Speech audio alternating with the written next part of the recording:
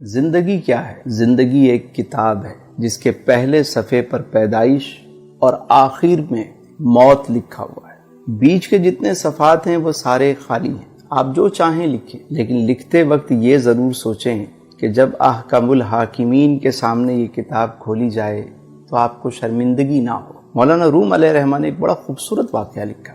آپ فرماتے ہیں کہ ایک شخص کو ایک قیمتی ہیرا ملا، انمول ہیرا۔ وہ اسے لے کر جوہری کے پاس گیا اور کہا اس کی قیمت کیا ہوگی؟ تو جوہری نے اسے دیکھا تو کہا کہ میں اپنی پوری دکان بھی دے دوں تو اس کی قیمت ادا نہیں ہو سکتی، اس پورے سرافہ بازار میں کوئی بھی اس کی قیمت نہیں دے سکتا۔ تم ایک کام کرو، اس کو لے کر بادشاہ وقت کے پاس جاؤ، ہو سکتا ہے وہ اس کی قیمت دے دے۔ وہ شخص وہ ہیرا لے کر بادشاہ کے پاس گیا۔ بادشاہ نے جب اسے دیکھا تو وزیر سے پوچھا اس کی مالیت کیا ہے؟ بادشاہ کو بتایا گیا بادشاہ سلامت اگر ہم اپنا تخت و تاج بھی دے دیں تو اس کی قیمت ادا نہیں ہو سکتی، یہ ایک انمول ہیرا ہے۔ بادشاہ نے کہا بھائی کسی قیمت پہ بھی مجھے چاہیے۔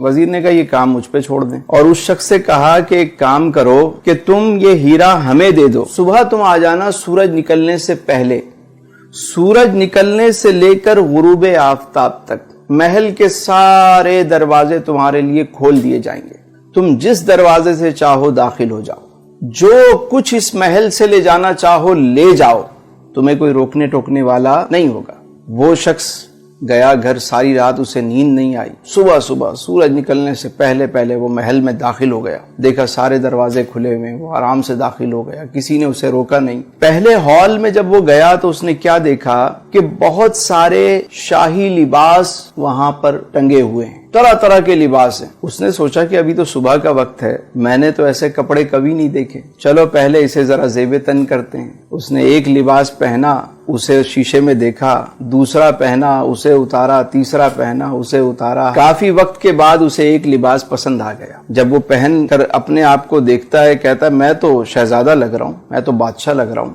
اب وہ آگے چلا، آگے جب گیا تو وزیر موصوف نے کیا کیا، دوسرے ہال میں طرح طرح کے شاہی کھانے چنے ہوئے، دسترخوان لگا ہوا ہے اور تازہ کھانے پکا کے رکھے گئے ہیں، خوشبو آ رہی ہے۔ اب یہ شخص پوری رات کا جاگا ہوا، بھوک سے اس کا برا حال تھا۔ اس نے جب ایسے کھانے دیکھے تو اس کی بھوک اور بڑھ گئی، ایک کھانے پہ ٹوٹ پڑا، کبھی اسے کھا رہا ہے، کبھی اسے کھا رہا ہے، کبھی اسے۔ جب اس نے سیر ہو کر کھایا، شکم سیری ہو گئی، تو پھر یہ آگے چلا۔ اگلے ہال میں کیا منظر دیکھتا ہے کہ وہاں شاہی بستر لگا ہوا ہے، کنیزیں جو ہیں وہ پنکھے لے کر کھڑی ہوئی۔ اس نے سوچا کہ ابھی تو صبح کا وقت ہے، ابھی تو بہت وقت پڑا ہوا ہے، کیوں نہ میں تھوڑی دیر آرام کر لوں۔ یہ شاہی بستر پر لیٹتا ہے، کنیزیں پنکھا جھلتی ہیں، اور یہ جو پوری رات کا جاگا ہوا، پیٹ بھر کے کھانا کھایا ہوا، اب جب یہ سویا تو اللہ طول اچانک اس کی آنکھ کھلی تو دیکھا کہ دربان اس کو اٹھا رہے ہیں۔ جیسے ہی اس کی آنکھ کھلی انہوں نے کہا بھائی وقت ختم ہو گیا، سورج غروب ہو گیا، چلو اب یہاں سے بھاگو۔ یہ شخص فوراً اٹھ کر سامان اٹھانے لگ گیا، کبھی یہ اٹھا رہا ہے، کبھی وہ اٹھا رہا ہے۔ انہوں نے کہا